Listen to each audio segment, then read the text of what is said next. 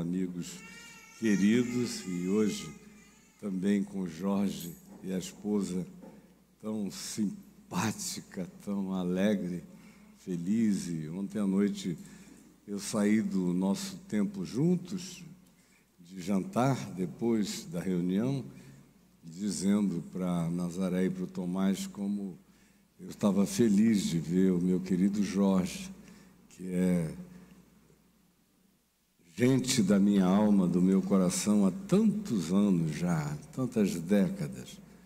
Quando eu o conheci, ainda muito novo, eu era pastor em Manaus, no Amazonas.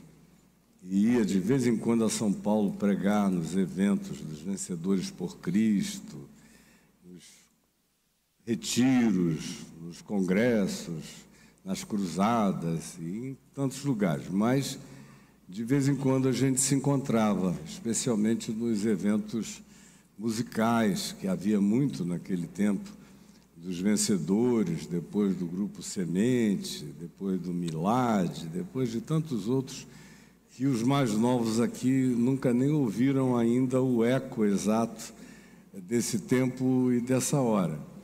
De modo que eu tenho muito prazer e alegria de ver o meu querido amigo feliz e pacificado.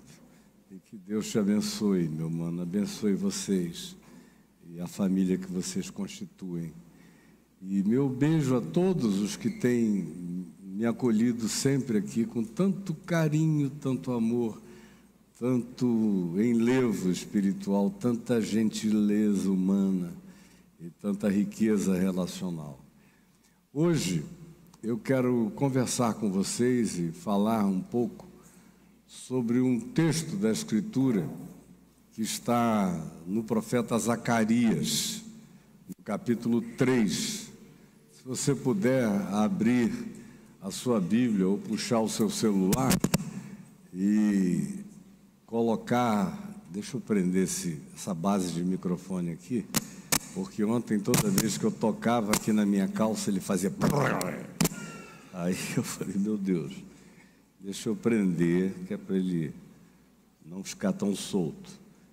Então, puxe o seu celular na sua Bíblia digital, se for o caso, e ache aqui Zacarias capítulo 3, eu leio na versão da Sociedade Bíblica do Brasil, versão revista e atualizada, de João Ferreira de Almeida, se alguém quiser ler palavra por palavra dessa tradução do texto hebraico. Mas não é importante, o importante é você prestar atenção. Se você prestar atenção, você vai entender absolutamente tudo. Agora, se não prestar atenção e se não tiver o coração focado e aberto, não adianta.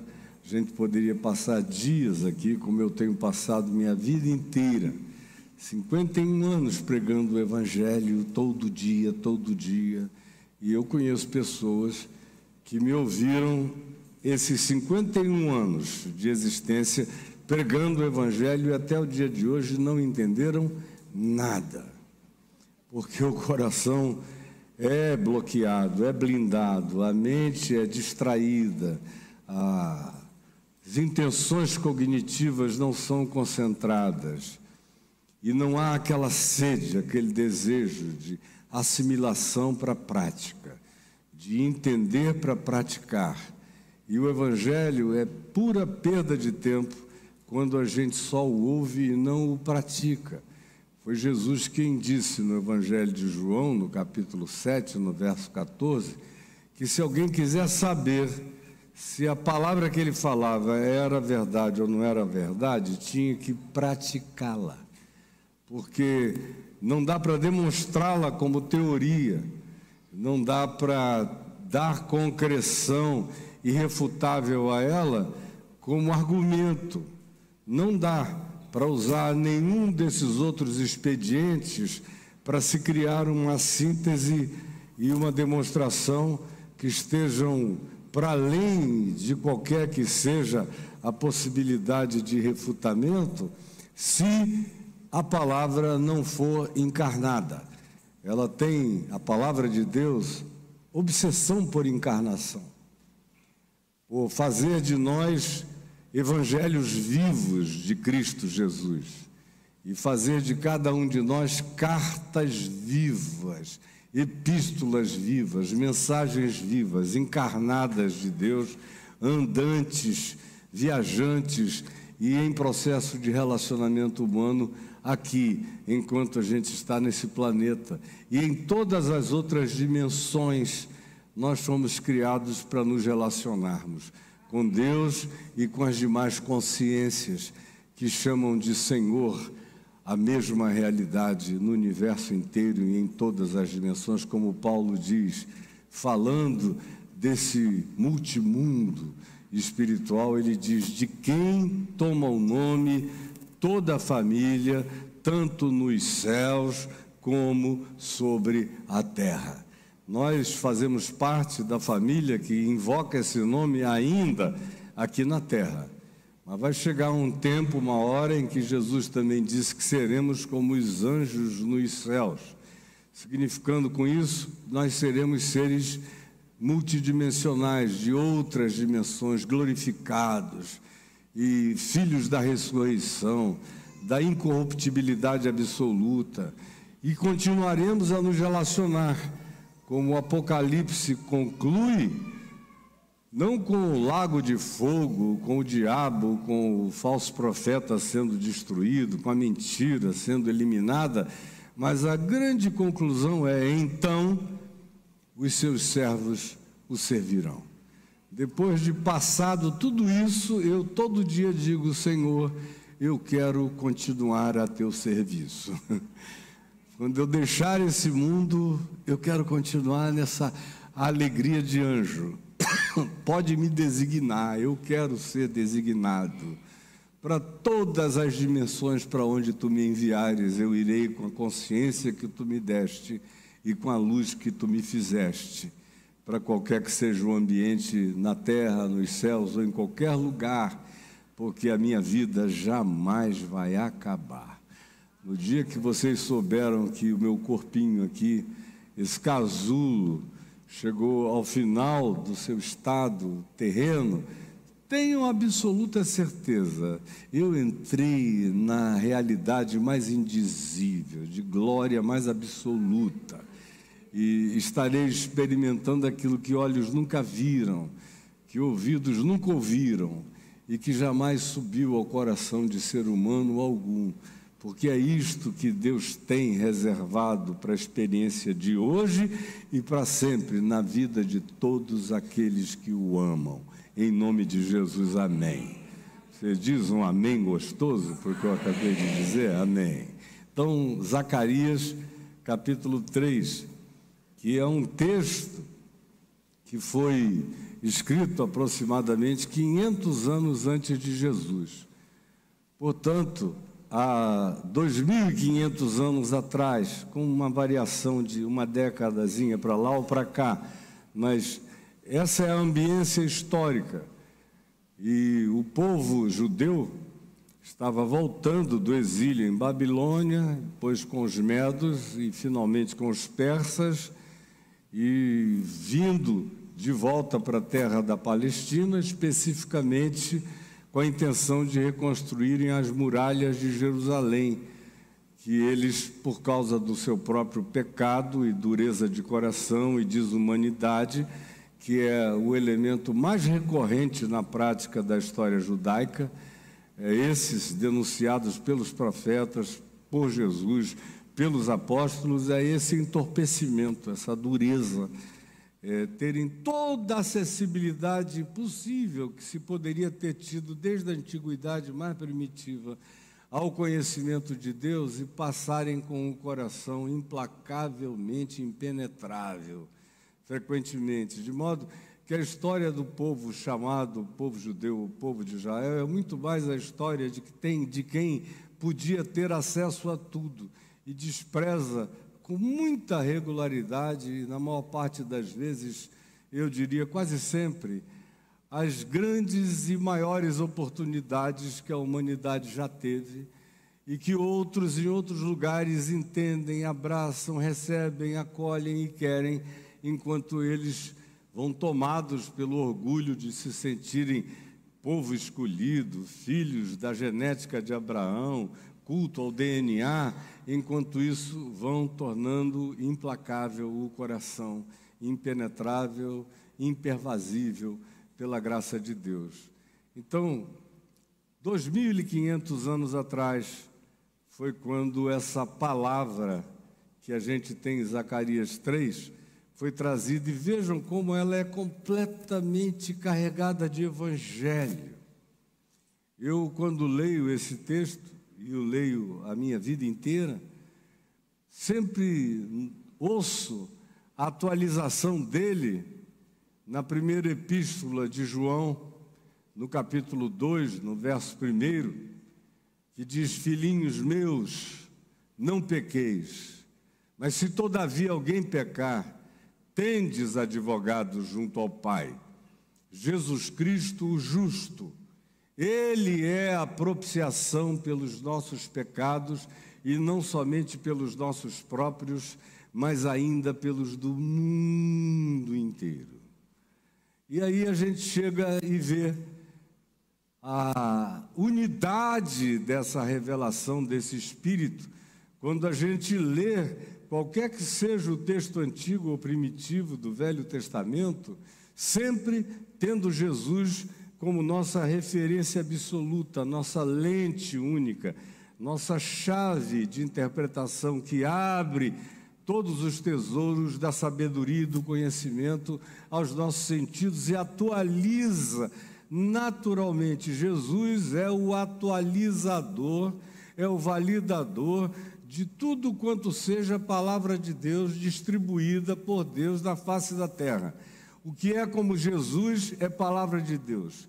O que atravessa o filtro de Jesus é palavra de Deus. O que não passa pelo filtro de Jesus está em obsolescência, em caducidade, se esclerosou, não tem mais sentido, não é para mim, não é para você, não é para mais ninguém.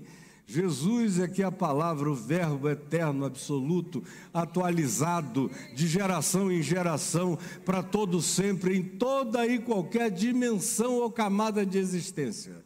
É em Cristo Jesus que Deus manifesta a palavra absoluta dele. E é vendo Jesus viver o que Jesus ensinou, e o que ele ensinou, ele viveu e ele praticou, porque ele não é hipócrita nem esquizofrênico, de modo que se você não entender alguma coisa que você lê a respeito do que Jesus disse, só continue lendo os evangelhos para lá e para cá e observe como Jesus viveu, porque Jesus viveu absolutamente tudo o que ele ensinou.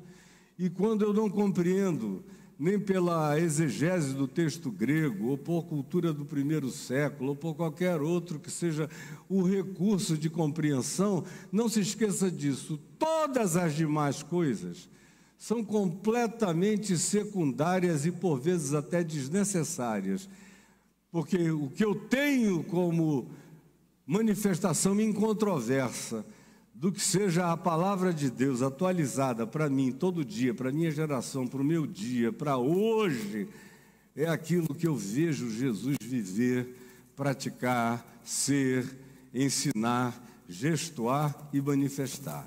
E aqui em Zacarias 3, quando você lê esse texto tendo Jesus como essa chave que abre esse entendimento e essa compreensão, você fica aturdido de ver como 500 anos antes de Jesus, ou tantos quantos sejam os anos anteriores à encarnação de Deus em Cristo Jesus, tudo o que concernia ao Evangelho, à Boa Nova e ao bem-estar da consciência humana, já vinham sendo manifestados, e Jesus é quem adensa, concentra, sintetiza, sumaria e transforma isso tudo em carne, em sangue, em movimento, em toque, em relacionamento, em compreensão e em prática para a nossa vida. E aqui, 500 anos antes de Jesus, e no período em que os judeus estavam voltando da antiga Babilônia, que já tinha sido tomada pelos medos e os persas, e voltando das outras áreas do âmbito da cultura persa, onde hoje é o Irã, e de volta para aquela região da Palestina, onde a cidade de Jerusalém está erigida até os dias de hoje, é que essa palavra veio ao coração do profeta Isaías. E ele diz, Zacarias, e ele diz o seguinte: Deus me mostrou o sumo sacerdote Josué. Foi uma pessoa que existiu, que foi sumo sacerdote naquela época em que o templo estava em construção, muito mambembemente, porque o povo não estava investindo, não estava colocando dinheiro, não estava ajudando, não estava se solidarizando, estavam cuidando antes das suas próprias vidas e negócios e não tinham interesse numa época primitiva em que o templo não era só um lugar de culto, era um lugar de convergência e de concentração comunitária, social, relacional e de todos os âmbitos e níveis de organização necessária para aquela sociedade. E esse Josué era um sacerdote do nível mais importante, tanto é que é chamado de sumo sacerdote, ou sacerdote supremo, daquela ordem religiosa, da tribo de Levi, como é tudo em relação à religião que passou e que em Cristo Jesus deixou de ser religião e passou a ser apenas caminho, verdade e vida, modo de ser, de existir. Nós não somos religiosos, nós somos discípulos do Senhor da vida, em todas as dimensões e manifestações do que essa vida seja ou de nós seja demandada. Pois bem, esse sumo sacerdote Josué, cujo nome é extremamente significativo, porque carrega o mesmo significado do nome de Jesus, que tem a ver com ele salvará, ele é salvação de Deus. E o nome Jesus significa exatamente isso, ele salvará o povo dos seus pecados. Josué carrega exatamente a raiz dessa declaração, nesse nome: Deus é Salvador, Deus é salvação. Então o sumo sacerdote Josué, diz o texto, o qual estava diante do anjo do Senhor, é um outro personagem que aparece muito no Velho Testamento. Quando você lê o Velho Testamento, ele está cheio de anjos. Praticamente não haveria história de Israel, nem Velho Testamento, tanto quanto não haveria Novo Testamento, sem a participação dessas figuras de outras dimensões apelidadas de anjo, que nada mais é do que mensageiro, é o significado desse nome. Não é uma designação específica, não é uma descrição da natureza daquele ser, daquela criatura, daquela criação. É apenas uma definição do tipo de papel que ele cumpre, ou seja, é um ente mensageiro. Esses são os anjos. E eles têm todos os tipos de expressão, natureza, formatação, energia de constituição, são variados e diversos. Estão presentes em toda a Bíblia, como estão presentes na vida toda do planeta. Estão presentes hoje em todos os lugares. É que as pessoas não discernem, não percebem, não veem, e há aspectos de sutileza tão grande que o escritor da Epístola aos Hebreus diz: alguns receberam anjos, hospedaram anjos e não souberam. E você, tome cuidado para que o seu coração não rejeite manifestações de bondade, beleza, graça, verdade, sinceridade, porque às vezes a gente está sendo visitado por entes de uma dimensão absolutamente sublime, passando graciosamente pela nossa vida, com a nossa cara, com o nosso tamanho, com a nossa altura, com a nossa cor, com o nosso cheiro, com as nossas vestes, com as nossas fisionomias, dizendo palavras de graça que às vezes são por nós desprezadas, porque nos falta essa atenção cotidiana para ver o tempo todo Deus no outro, Deus nas aproximações. Então, o anjo do Senhor é diferente no Velho Testamento, porque todos os anjos do Velho Testamento, quando se tentava adorá-los, porque eles carregavam poderes diferentes dos poderes humanos, não raramente os manifestavam, ou apareciam, ou desapareciam, ou subiam aos céus de uma chama de fogo, ou falavam de dentro de um ambiente indiscernível, mas alguém ouvia e percebia, e logo depois verificava que se tratava de um mensageiro de Deus. Mas essas expressões são de uma variedade tão múltipla que não dá para ninguém criar essas figurinhas barrocas, barrigudinhas de pintinho pequenininho, de fimose por fazer, com umas asinhas assim, meio esquisitas para trás, uma bundinha arrebitada, como é o que você encontra em toda a arte medieval espalhada pelo mundo, e como é o que caracteriza a inocência pervertida das nossas compreensões, sempre infantilizadas de tudo a respeito de qualquer coisa. O anjo do Senhor, diferentemente dos demais anjos, é aquele que, quando é adorado, aceita a adoração.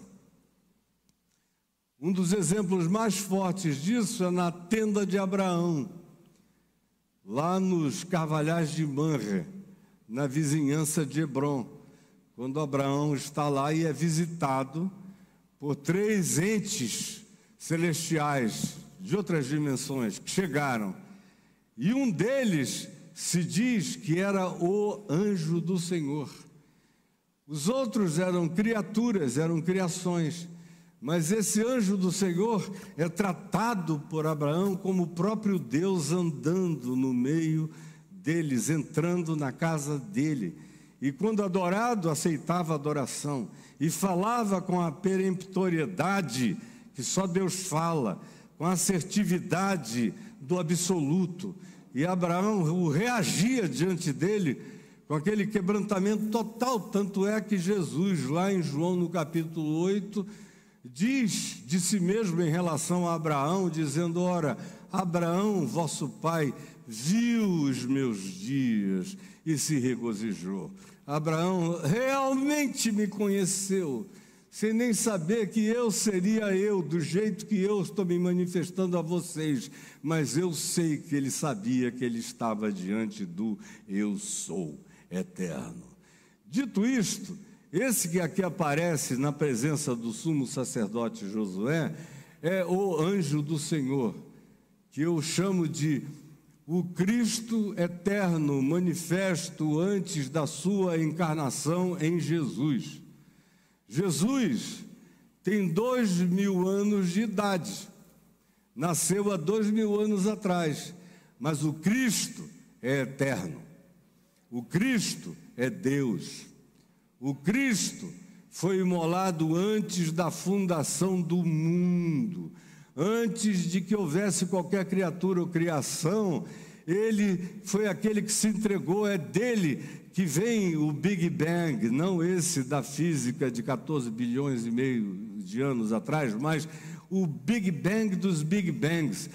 Todo início, qualquer que tenha sido, quando quer que tenha sido, em qualquer que tenha sido a dimensão, é dessa dádiva, é dessa entrega do Cristo eterno e absoluto, é dessa explosão de amor que todas as coisas são criadas em todas as dimensões. Por isso, tudo vem dele, é para ele, e nele tudo subsiste em nome de Jesus. Amém e amém. Essa é a verdade. Essa é a física mais pré-metafísica que se possa conceber. É essa morte do Cristo eterno, criando todas as criaturas e todas as criações. Pois é esse mesmo que está aqui, na presença do sumo sacerdote Josué, que estava num estado complexíssimo. E aparece aqui uma terceira personalidade, chamada de Satanás, cujo nome significa o que faz oposição, o opositor, o antagonista, o que existe para se contrapor, aquele cuja tarefa maligna assumida dele para ele próprio contra toda a criação e contra tudo aquilo que carrega o nome de Deus é essa, de ser a antítese da vida, de ser a contraposição a tudo que signifique graça, amor, misericórdia, perdão, acolhimento, bondade, conciliação, unidade, convergência, abraço, encontro, misericórdia eterna. Ele trabalha contra o espírito da vida, em qualquer que seja a dimensão. Está presente aqui. E mais do que isso, vocês vejam o cenário como é de uma importância extraordinária. Como um ser humano, Josué era um ser humano, como eu, como você. E a função dele não dá a ele nenhuma espetacularização espiritual. É algo que aconteceu com ele e que aconteceu comigo e que aconteceu com você e que acontece e acontecerá com todos nós, dependendo da nossa consciência espiritual, dependendo acima de tudo dessa misericórdia e da graça de Deus se manifestarem, como sempre o faz, em nosso favor. Então você tem um ser humano, Josué, numa condição difícil que vai ser descrita ali, culpado, mal vestido, andrajoso, com vestes sacerdotais rasgadas, com um turbante encebado, purulento, nojento na cabeça, com uma destituição de natureza aparente do significado ou dos cuidados mínimos, rituais, higiênicos. Com isso, se querendo conotar o significado de higiene do ponto de vista espiritual, de santidade, de apresentação de uma boa consciência na vida, na presença de Deus, o anjo do Senhor presente, que é o Cristo eterno, imolado desde antes da fundação do mundo, como Pedro diz, Paulo diz e o João do Apocalipse repete, é algo e uma consciência que a gente deve guardar, e Satanás, o que não é uma coisa incomum. Eu, por exemplo, ando o tempo todo tendo consciência de que essas presenças estão ao meu redor, em qualquer que seja a situação da vida.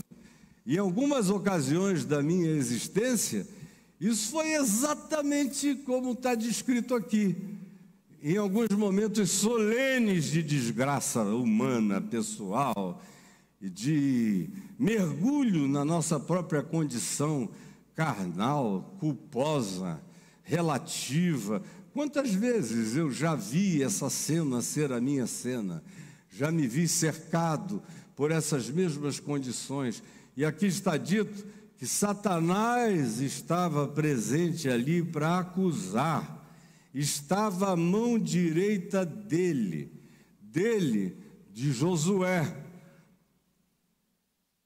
e empoderado. Não é a mão direita do anjo do Senhor. Satanás não tem esse lugar de acusador à mão direita de Deus, significando, do ponto de vista arquetípico, algo que queria significar de fato empoderamento grande.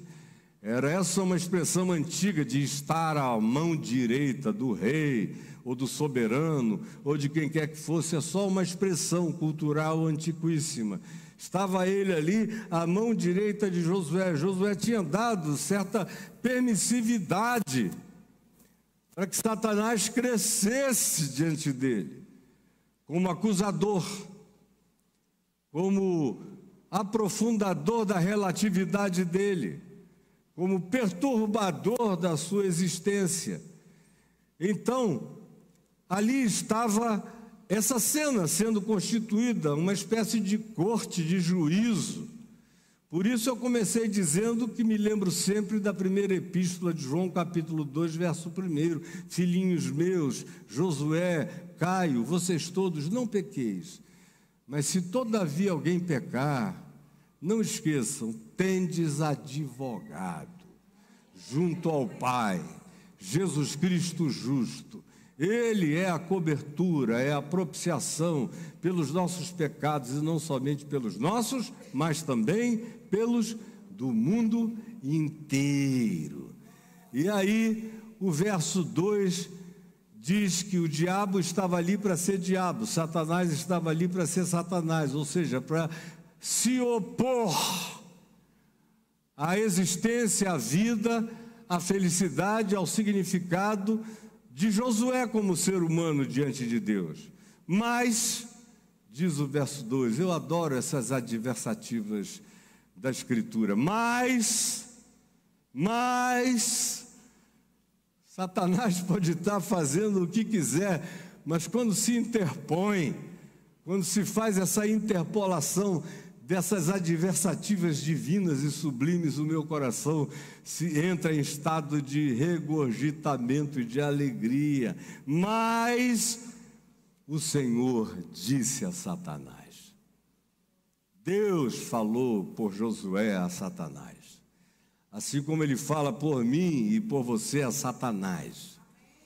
Eu não tenho nada a dizer a Satanás, nem teria o que dizer, nem por que dizer. E eu não preciso me defender, eu tenho quem me defenda. Eu tenho advogado junto ao Pai. Eu tenho quem fala por mim. Eu tenho quem tem poder de calar essa boca perversa, maligna, acusadora, tenebrosa e esmagadora da existência e de todas as existências. Mas o Senhor disse a Satanás, o Senhor, vejam, o Cristo de Deus, o anjo do Senhor, falando como Deus em nome de Deus, porque sendo ele Deus, como diz Paulo em Filipenses 2, não julgou como usurpação o ser igual a Deus, antes a si mesmo se humilhou. E aqui está o anjo do Senhor dizendo a Satanás, e é isso que fragiliza absolutamente a Satanás, é que aquele que tem o poder de ser Deus e de falar como Deus, e de diretamente personalizar a fala de Deus em sua própria boca, todavia, quando fala, dá glória àquele que é o seu pai, não porque seja mais idoso do que ele. Nós estamos lidando com uma outra categoria de mistério que transcende a nossa própria compreensão, mas no universo existe essa lei, existe esse princípio absoluto, de que até Deus, quando fala de Deus, fala reverentemente de Deus. Então, o Senhor disse a Satanás, o Senhor te repreende, ó Satanás.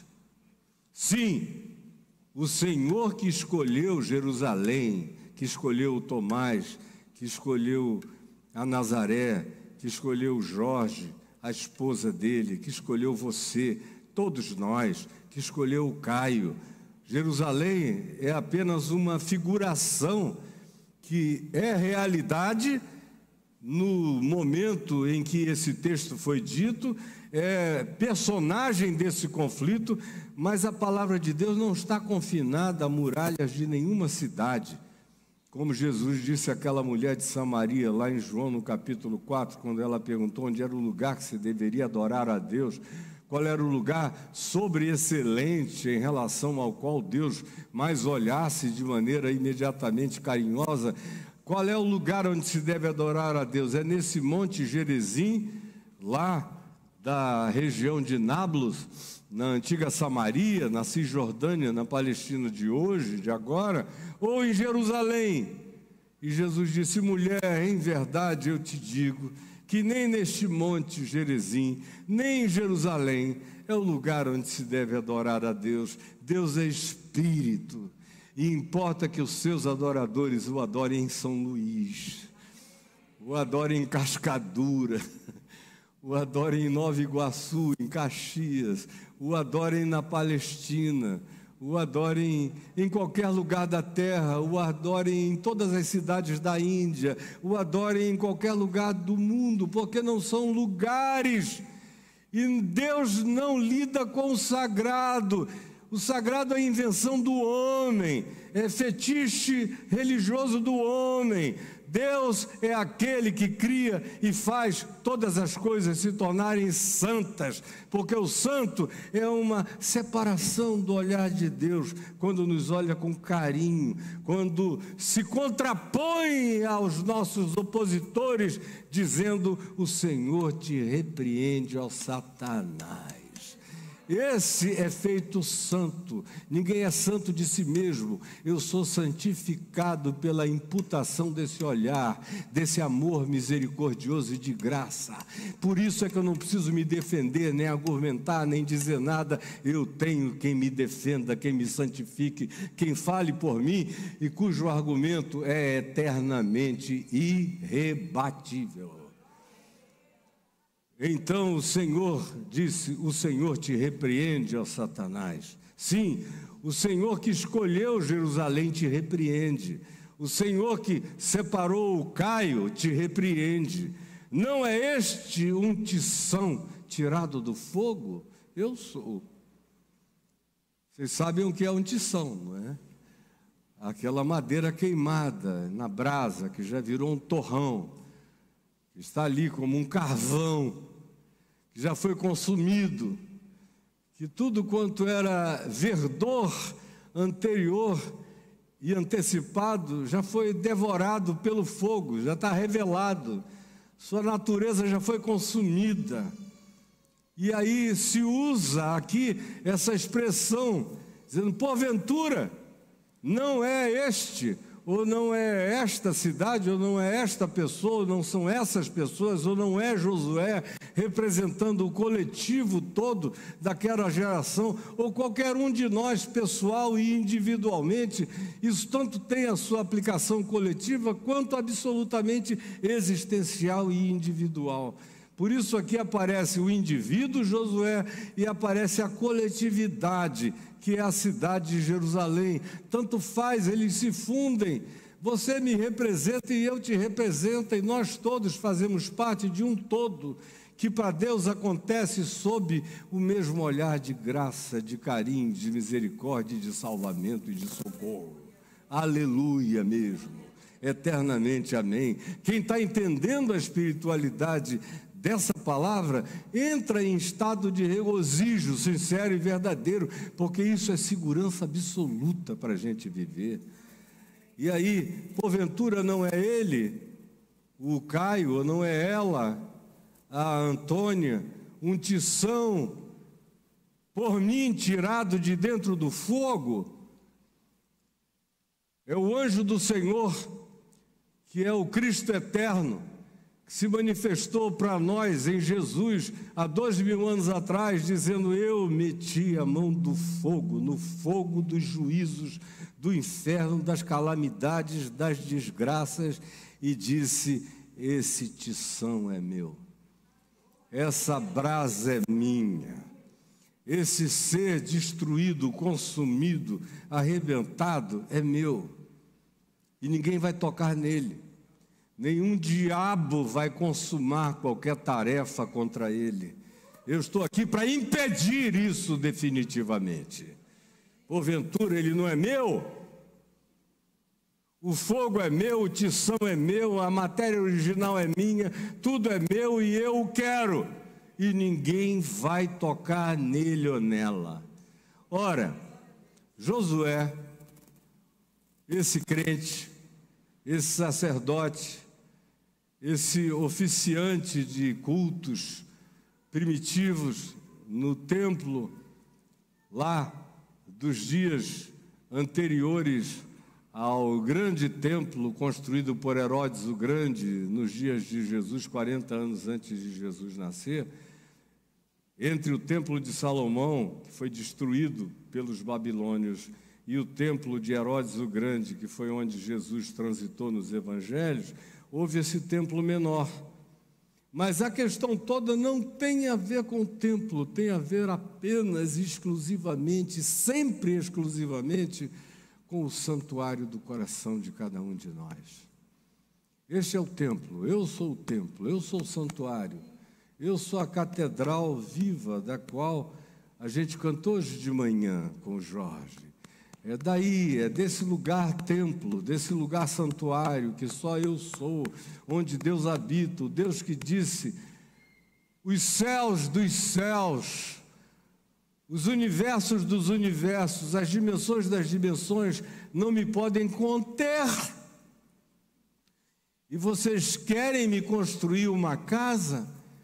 A casa que eu habito é essa, feita de gente, feita da tua constituição pessoal e individual e da nossa constituição humano-coletiva, de amor e afinidade e sinceridade, quando essas coisas entre nós existem.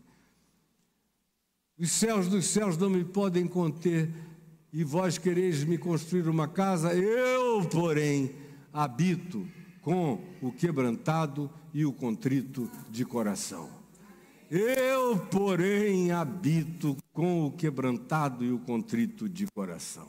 Esse é o lugar, como diz o livro de Eclesiastes, Deus colocou a eternidade no nosso coração. Por isso, o universo, nele Deus não cabe, mas no coração humano, no qual Deus colocou a eternidade. A eternidade não é uma medida espaço-temporal, mas é uma qualificação de natureza existencial que transcende o espaço-tempo. Nele, no meu coração, Deus colocou a eternidade. Por isso ele me habita. O cosmos não o suporta, mas ele cabe todinho em mim, absolutamente em mim, plenamente em você. Sim.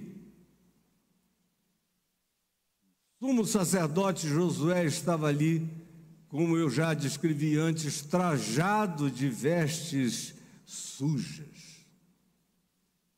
Mas ele estava diante do anjo do Senhor. Isso me remete direto para João, no capítulo 8, aquela mulher adúltera, apanhada em flagrante adultério, lembram dela?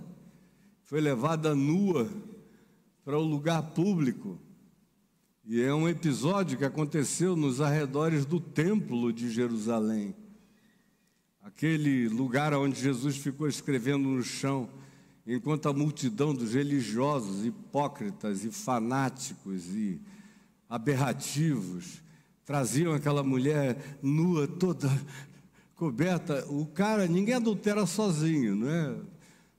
Experiência sexual solitária a gente chama de masturbação. No Velho Testamento nada é dito sobre masturbação, sobre o gozo individual, pessoal, solitário e sem ninguém. Mas se fala alguma coisa sobre traição. Fazer algo que não se pode fazer no nosso contrato relacional nas costas do outro que não sabe de nada, que não consentiu com nada e que não aceitaria aquilo. Pois bem, essa mulher tinha feito isso e tinha um parceiro de crime, de pecaminosidade, de erro. Mas o chauvinismo, o machismo e todos esses poderes do patriarcalismo, dessa injustiça e dessa iniquidade estrutural e social que é denunciada não apenas nesses dias como moda de natureza filosófica ou sociológica ou política, mas é denunciado por Jesus e pelo Evangelho e pelos profetas e pela verdade, sempre foi e nunca deixou de o ser. Mas o ser que estava com ela foi deixado fora, e lá vai a coitada, a mulher sempre sozinha na parada. Um monte de gente, ela não sabe o que ela cobre, nua. E ele já juntando pedras e provocando a Jesus, e perguntando: Moisés nos ordenou na lei que tais mulheres sejam apedrejadas. E Moisés nunca disse que eram mulheres, ele disse que tanto homem quanto mulher. Embora fosse uma penalidade primitiva, que em Jesus tenha sido, como vocês verão, completamente anulada, como prática de punição, o apedrejamento. Moisés nos disse da lei que tais mulheres, como a religião sempre o faz, escolhe o lado fraco para imputar a esse lado todas as culpas, todos os pecados e todas as misérias e desgraças. A mesma coisa recorrentemente acontece, tanto quanto aconteceu. Moisés nos mandou na lei que tais mulheres sejam apedrejadas. Aí vem esses satanases, que eram os satanases daquela mulher, os opositores, os malignos, corruptores da consciência, e provocam a Jesus assim: tu, pois, que dizes? Aí Jesus disse: olha, digo para vocês, digo para Moisés, digo para todo mundo, digo para quem quiser, quem dentre vós estiver sem pecado, começando por Moisés e vindo até vocês, ou a qualquer outro grupo, seja quem atire a primeira pedra. Quem é que está aqui sem pecado? Comece a jogar pedra na mulher. E eles foram jogando, começando dos mais velhos. Você gostou, né? Começando dos mais velhos, porque a gente fica velho, começa a perceber as idiotices enormes que a juventude pratica nos seus arroubos de justicismo, de um monte de coisa. Aí, conquanto fossem uns velhos tarados, que estava todo mundo ali broxa, mas com um tesão danado naquela mulher pelada, andando para lá e para cá, dizendo: meu Deus, foi o fulano que pegou e eu não. Toda aquela confabulação perversa do coração. Os velhos começaram a jogar fora as suas pedras, até que os mais novos olharam e disseram: a moçada antiga, o papai, o vovô, o tio, todo mundo já jogou pedra fora. Aí eles, os jovens, começaram a jogar e a se retirarem. Frequentemente, a juventude é muitas vezes a última a entender essas coisas que parecem demandar um determinado fervor de ousadia juvenil ou de inexperiência total sobre a vida. Mas o fato é que a psicologia daquela ocorrência em João 8 revela a nossa natureza de uma maneira geral o tempo todo. E aqui a gente está diante de Josué andrajoso, maltrapilho, mas ele está na presença do anjo do Senhor. Isso é o que faz toda a diferença. Josué estava trajado de vestes sujas, mas estava diante do anjo do Senhor. O que interessa a mim, o que interessa a você, o que interessa a nós, mais do que como nós estamos, é na presença de quem a gente está. É a consciência de quem é que advoga a minha causa, quem é que está à minha mão direita, de fato. Satanás se põe à direita autoempoderadamente para me acusar, mas tem alguém que se coloca sobre ele, em cuja presença eu estou. E é nessa presença que eu estou, que eu ando, que eu vivo. É nessa presença que eu sou inacusável. Quem é que pode me acusar? Se Cristo Jesus decidiu me defender, diz Paulo em Romanos 8. Quem é que pode me condenar? Se quem poderia me condenar decidiu me absolver, me perdoar. Quem é que pode me separar de Deus, se Deus decidiu que Ele próprio se tornou inseparável de mim? Quem? E Paulo pergunta: nos céus, na terra, em todas as camadas dimensionais, ou em qualquer que seja a criatura que se possa inventar ou conceber, quem pode me separar ou nos separará do amor de Deus por nós? Não é do meu amor por Deus, é do amor dele por mim. O amor dele por mim é absolutamente invencível. É por isso que nós somos mais do que vencedores. É porque ele vence a nossa relatividade com a sua graça eterna, nos abraça e nos acolhe e diz: você se me tornou inseparável. Você é indivorciável de mim. Não importa quantas vezes você se divorcie de mim, você não se divorciará por uma razão: eu não me divorciarei de você. é o Deus de Oséias, marido daquela mulher Gomer, que saía com todo mundo, e Deus usa Oséias para dizer: você vai ficar do lado da prostituta adúltera, só para demonstrar para todo mundo, você vai se tornar a mensagem do meu amor mais absurdo, mais absoluto. Tu vais continuar sustentando, cuidando dela, amando-a e tendo misericórdia dela e perdoando-a e cuidando dos filhos que tu geraste com ela. Tu serás a mensagem, porque é assim o meu amor pelo meu povo.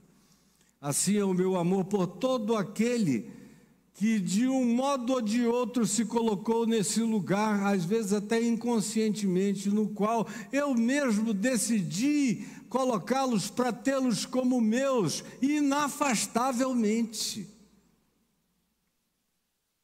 Está, portanto, Josué na presença do anjo do Senhor. Ora, o texto prossegue e diz: tomou este a palavra, e quem tomou a palavra não foi o sumo sacerdote Josué, que não tinha nada a dizer, o que teria ele a falar? Quem tomou a palavra? Quem tomou a palavra? Quem toma a palavra é o mesmo que diz: quem dentre vós estiver sem pecado, seja o primeiro que lhe atire pedras, que lhe traga a condenação. Tomou este a palavra. Quem toma a palavra é o anjo do Senhor. Tomou este a palavra e disse aos que estavam diante dele, a todos os circunstantes, a esse mundo espiritual de observadores, visíveis e invisíveis. A gente vive no meio de muitas camadas de observações, como Paulo diz que aos Efésios, que os principados e potestades estão aprendendo sabedoria, graça, misericórdia, perdão, e entram em estado de perplexidade ao verem a relação de amor entre Cristo e aqueles que querem se submeter sob a misericórdia dele e viverem sob essa graça, que se tornam seres completamente imbatíveis. Não por causa de quem são, mas por causa de com quem estão e para quem olham, e por causa daquele em quem eles decidiram se entregar e se colocam sob as asas em estado de confiança e de proteção. Ora, tomou o anjo do Senhor a palavra e disse aos que estavam diante dele e de todos e no ambiente, e disse o seguinte: tirai de Josué as vestes sujas. O que é o equivalente a dizer: limpem-no de todos os seus pecados. Eu não cheguei até aqui na vida sem sujar as minhas vestes, desde a minha infância. Eu fui precoce no sujar de vestes, mais do que a maioria dos humanos que eu conheço. Quando eu conto a minha história, inclusive da infância, tem gente que fica em estado de perplexidade, porque eu fui um Josuézinho desde que eu nasci. Eu nasci em pecado, e em iniquidade me concebeu a minha mãe, e eu fui um obreiro ativo desse sujar das minhas próprias vestes. Mas fui colocado desde sempre, antes de ter qualquer consciência pessoal, por um homem que nem convertido era, que foi o meu pai, quando ele ainda era agnóstico. E eu nasci, no dia que eu nasci, o agnóstico, que não tinha fé em nada e dizia explicitamente que não sabia se havia Deus, me pegou sozinho no leito da maternidade da Santa Casa de Misericórdia em Manaus, às 6 horas da tarde, quando ele viu que não havia ninguém observando, e me levou para um canto, para uma esquina do quarto, daquela estrutura portuguesa de pé direito alto, e me levou para aquele cantinho e falou com quem ele não sabia se o ouvia, mas disse: Deus, se há Deus, Eu entrego esse meu filho ao Deus que seja, se houver Deus. Eu peço que tu o aceites para ti. Se Deus for Deus e se há um Deus, eu quero que ele seja de Deus e que ele fale a palavra de Deus. Eu só te peço que ele não caia num ambiente religioso que o proíba de casar-se, de amar uma mulher e de ter filhos, porque eu não quero que ele seja privado da alegria humana que eu estou tendo agora, a mais sublime de todas, de pegar esse filho nas mãos e de oferecer ao Deus que seja, se houver Deus, é de Deus que ele é. E Deus, contra todas as posições dos satanases de qualquer dimensão, disse: eu quero. E me pegou. De modo que eu não cheguei aqui sem viver a experiência superlativizada, talvez, do sumo sacerdote Josué. E a mesma graça superlativa foi que me abraçou, me acolheu, e é a mesma que te acolhe. Tomou a palavra, interrompeu o silêncio. Josué não tinha o que falar, tamanha era a sua certeza de culpa e de inadequação. Satanás tinha sido repreendido. O Senhor te repreende, Satanás. O Senhor que decidiu ser o Deus desse tição, desse carvão desprezível, te repreende. É uma escolha de Deus e tu fiques calado. E aí ele toma a palavra. Todos agora estão em silêncio e ele fala sozinho, e dele é sempre a última palavra. Ele vem e disse: tirai-lhe as vestes sujas. Ele está limpo, perdoado, revestido, recoberto, justificado, vestido de sangue eterno, da justiça perene, absoluta, inquestionável. Vistam-no com vestes novas, tirai-lhe as vestes sujas. A Josué, ele olha diretamente nos olhos e disse: eis que tenho feito que passe de ti a tua iniquidade.